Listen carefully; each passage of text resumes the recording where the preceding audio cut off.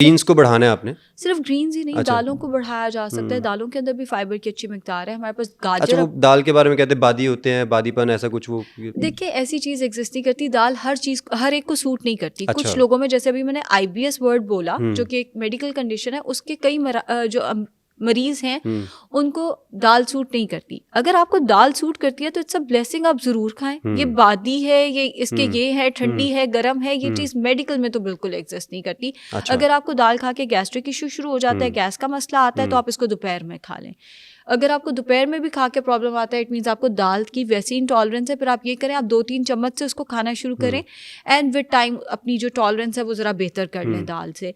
मगर दाल जो है वो अगर आप छोड़ देंगे तो ये कोई अच्छी चीज़ नहीं है। अच्छा, एक टर्म है लैक्टोज इंटॉलरेंट, ये डेयरी प्रोडक्ट से रेलेवेंट कोई है? इस पहले तो बताइए कि लैक्टोज इंटॉलरेंट होना होता क्या है और क्या ये जेनेटिक है, बाय बर्थ हो सकता है या विद टाइम डेवलप होता है? अच्छा जी, लैक्टोज इंटॉलरेंस ये होती है कि आप दूध हजम नहीं कर सकते। अब इसमें बहुत सारे लोग सिर्फ दूध हजम नहीं कर सकते और बहुत सारे लोग दूध की बनी हुई कोई भी चीज़ हजम नहीं कर सकते। अच्छा। जैसे डेयरी में हमारे पास चीज़ आ जाता है या हमारे पास योगर्ट आ जाता है, 99% जो लैक्टोज इंटॉलरेंट लोग हैं वो सिर्फ दूध हजम नहीं कर सकते। अच्छा। जहाँ तक बात है जेनेटिक है या विद टाइम डेवलप होता है, बहुत कम केसेस में ये जेनेटिक होता है, मगर ये हो सकता है जेनेटिक भी। बाय बर्थ भी बहुत सारे बच्चों में ये प्रॉब्लम आती है एंड पेरेंट्स को पता ही नहीं होता कि बच्चा क्यों रो रहा है, बच्चे का पेट क्यों फूली जा रहा है। वो बहुत सारे पेरेंट्स को समझ नहीं आ रहा होता। लैक्टोज इंटॉलरेंस उस केस में होती है।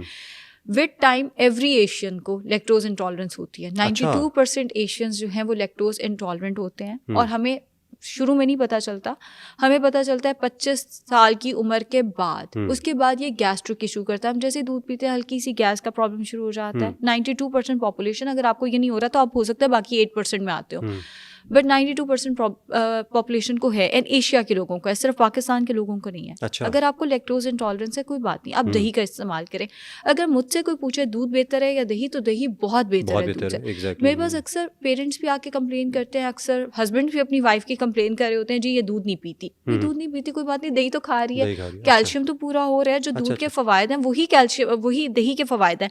मगर दही सुपीरियर मुझे क्यों लगता है, बिकॉज वो प्रोबायोटिक्स का बहुत अच्छा सोर्स है। एंड हम मैदे की बात कर रहे हैं, मैदे में प्रोबायोटिक्स बहुत अच्छा रोल प्ले करते हैं। यानी दूध, यानी दही सब्स्टिट्यूट हो सकता है दूध का? दही बेहतर एंड सुपीरियर सब्स्टिट्यूट है दूध का। अच्छा अच्छा, ये बहुत ज़बरदस्त इन्फॉर्मेशन है आयशा जी ने बताई है।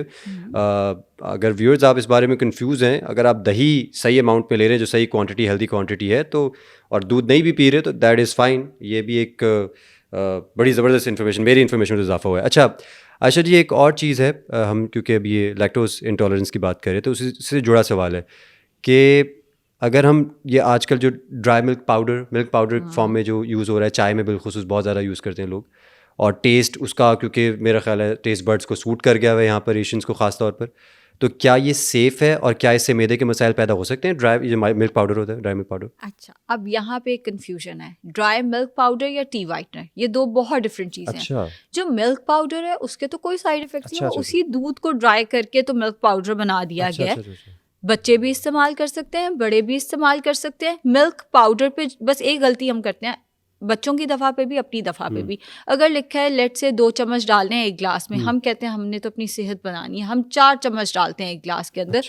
अगर तो आप वेट गेन कर रहे हैं तो फिर तो ये ठीक है, वरना बच्चे की भी ये किडनी को ज़ाहिर इफेक्ट करेगा। आप उसको एकदम बहुत ज़्यादा प्रोटीन दे रहे हैं, दूध के अंदर नेचुरल प्रोटीन होता है, एंड इंसान के लिए भी ये, आम हमारे उम्र के लोगों के लिए भी ये कोई अच्छी प्रैक्टिस नहीं है।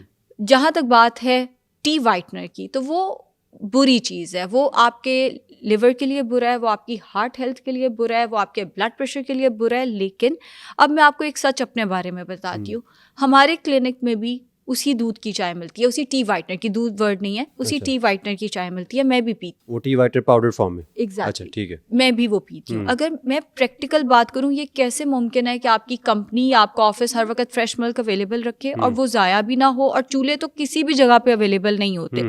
जो ड्राई मिल्क होता है वो बहुत महंगा होता है, कंपनीज उसको अफोर्ड नहीं कर सकती, क्लिनिक्स उसको अफोर्ड नहीं कर सकते। जब आप वर्क प्लेस में हैं तो वहाँ पे तो चलो मजबूरी है, आप टी वाइटनर इस्तेमाल कर लें। और ये मैं इसलिए नहीं कह रही कि जी मैं टी वाइटनर इस्तेमाल करती हूँ, मैं आपको सच बता रही हूँ कि जहाँ मजबूरी है वहाँ पे तो इस्तेमाल करना पड़ जाता है, भी क्या करें। लेकिन जहाँ हमारे घरों में चाय बन रही होती है, वहाँ पे भी हम लोगों ने अपने आप को आदत डाली हुई है टी वाइटनर की। वहाँ पे आप फ्रेश मस्क। उसके मैदे पे इफेक्ट्स क्या हैं, मतलब इसके साइड इफेक्ट्स क्या होंगे? देखिए वो फैटी लिवर कर सकता है। अच्छा। एज आई सेड कि उसके अंदर फैट की परसेंटेज, जो उसके अंदर क्वालिटी ऑफ फैट है वो बहुत बुरी है। अब वो फैटी लिवर करेगा, फैटी लिवर जिगर पे चर्बी का आ जाना, जिसकी वजह से गैस्ट्रिक इशू बहुत ज़्यादा रहता है, गैस का मसला होना शुरू हो जाता है। बहुत सारे लोगों को कच्ची सब्जी खाते साथ ही तेजाबियत का मसला हो जाता है। आम रूटीन में भी तेजाबियत का मसला रहता है, या हर वक्त सीने में थोड़ी सी जलन रहती है, पेट बाहर निकल आता है।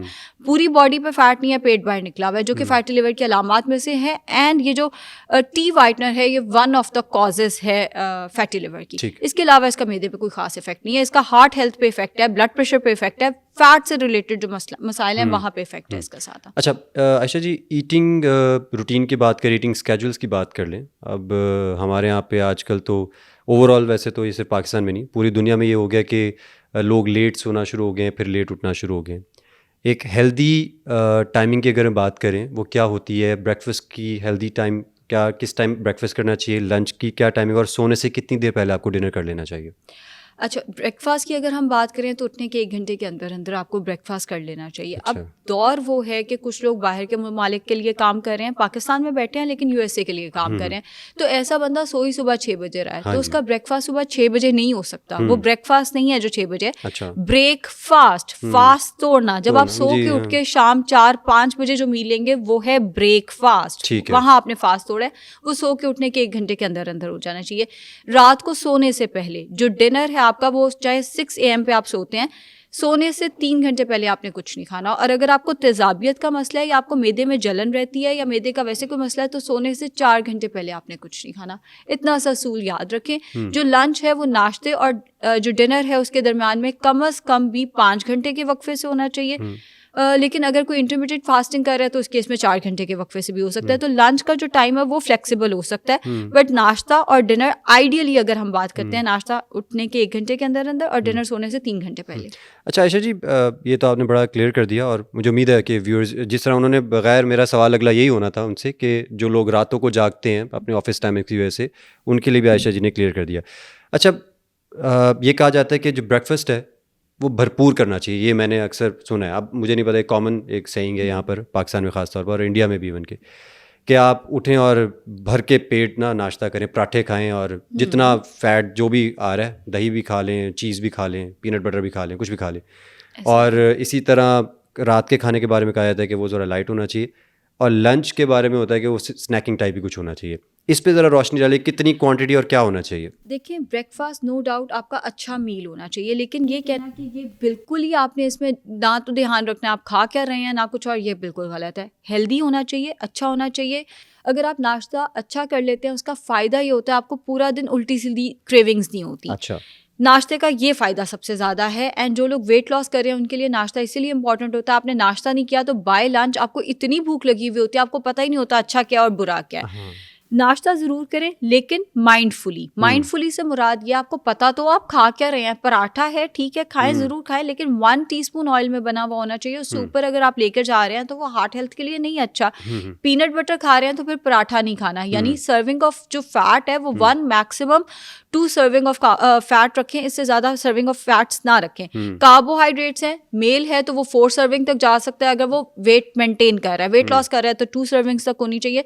तो कार्बोहाइड्रेट, फैट, प्रोटीन का एक कॉम्बिनेशन सही बना हुआ होना चाहिए। ये ना हो कि नाश्ता पूरा कर लिया, पराठा चाय में डुबो के खा लिया हमने तो बड़ा अच्छा, इसके अंदर प्रोटीन कहाँ था? इसके चाय जो है वो सारे न्यूट्रिएंट्स को भी बाइंड कर रही है, तो आपको न्यूट्रिएंट्स कोई नहीं मिले, आपने जस्ट अपना पेट भर लिया। तो माइंडफुली ज़रूर खाएं, बेशक आप हेवी खाएं, बेशक आप लाइट खाएं।